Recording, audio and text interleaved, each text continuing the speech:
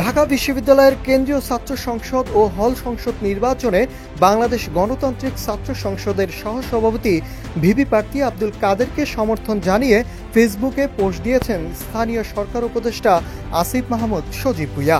সমালোচনার মুখে পড়ার পর তিনি পোস্টটি ডিলিট করে দেন।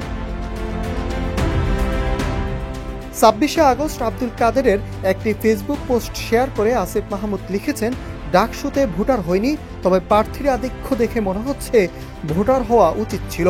পোস্টের শেষে তিনি আব্দুল কাদেরকে মেনশন করে শুভকামনা জানান।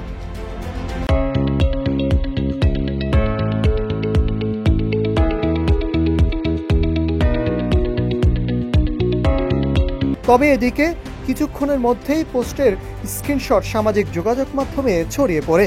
বিষয়টি নিয়ে নানা মহল থেকে সমালোচনা শুরু হলে আসিফ মাহমুদ পোস্টটি ডিলিট করে ফেলেন।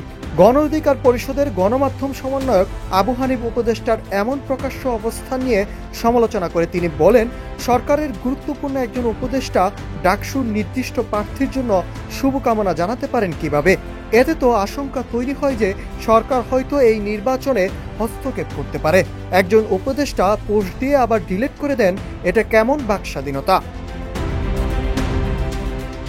এদিকে ফেসবুকে সমালোচনা ও আলোচনা শুরু হয় নেটিজনদের মধ্যে। অনেকেই মন্তব্য করেছেন, তিনি হয়তো ভুলে গিয়েছিলেন যে তিনি একজন উপদেষ্টা এবং তার অবস্থান থেকে প্রকাশ্যে কোনো প্রার্থীর প্রচারণা করা ঠিক নয়। Nahid Hasan, news desk, Ittefaq.